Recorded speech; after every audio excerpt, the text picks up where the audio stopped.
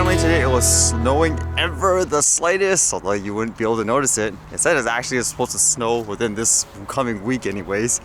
And I guess with the news and stuff, still that coronavirus and all that, the dominant news and all.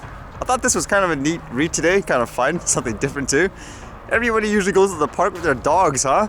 How about if the dog actually rides the bus themselves without their owner to get to the park and then back? Apparently that was a thing.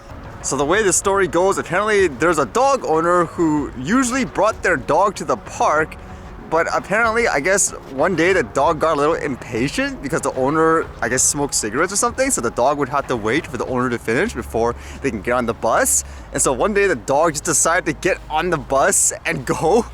I guess ever since then, the dog actually got confidence to take the bus on its own, to basically go back and forth. Like here it says, this is Eclipse. Every day she leaves her house by herself and takes the bus downtown to the dog park, where she spends a couple of hours getting exercise and making friends. And then she takes the bus back home again. She even has her own bus pass attached to her collar. It started when her owner, Jeff Young, was talking too long when the bus arrived, so she impatiently ran ahead and got on the bus herself. The bus driver recognized her and dropped her off the dog park and later caught up with her.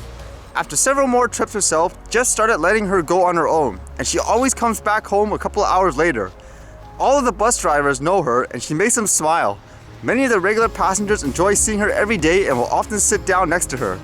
Even the police has given her their approval as long as the bus drivers are okay with the arrangement. She makes everybody happy. You can see all the pictures and stuff that people take.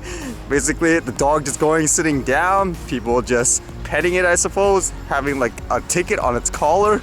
Here, those bus seats on the front are usually reserved for the elderly or disabled. Makes me wonder if the dog is smart enough to do that. Basically, go to the back of the bus afterwards.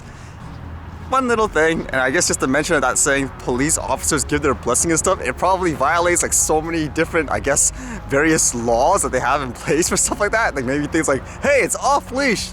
In times like that, I guess you would say, hey, what's the big deal? Like just harming nobody and all that. Then again, you probably do have people that would be by the book, so to speak, and say, hey, that's illegal, you can't do that. And again, that story about the coronavirus and all that is still the big news. Funny enough though, in relations with drones and coronavirus, yesterday we heard that story about how in China, the police are using drones with speakers to essentially monitor people who are outside not wearing masks or potentially going out of their homes and telling them to stay indoors because of the situation, unless it's urgent. Well, how about actually disinfecting, I guess, places that are contaminated with the virus with a drone? This one says, XAG establishes 5 million won fund for drone disinfection operation to fight coronavirus outbreak. It is of the greatest concern that the novel coronavirus has spread through more than 20 countries and become a global health emergency to address the urgent need for strengthening the disease prevention measures. A Chinese agriculture technology company, XAG, announced on Friday that it would set up 5 million won special fund on coronavirus response, calling for voluntary drone disinfection operations in China, which is hardest hit by the epidemic. Operations will target the densely populated outdoor public places, and those communities have confirmed or suspected cases of coronavirus. Another focus of the application is intensive cleaning and disinfection of medical and epidemic prevention vehicles moving between affected and unaffected areas. During the nationwide drone disinfection operation, XAG will cover all the spare parts and maintenance expenses for those who voluntarily engage.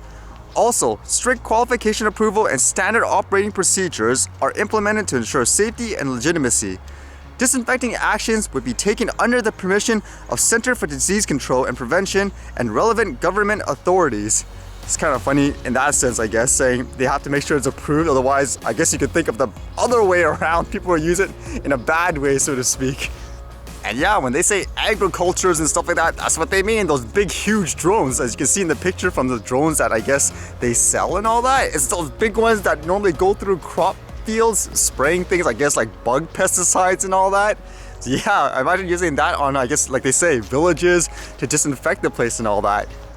Will that be in the future where people use their own drones in their houses to, quote, disinfect everything? Maybe even, I don't know, clean their windows and stuff if they want to, so they don't need to use like the ladders like high up?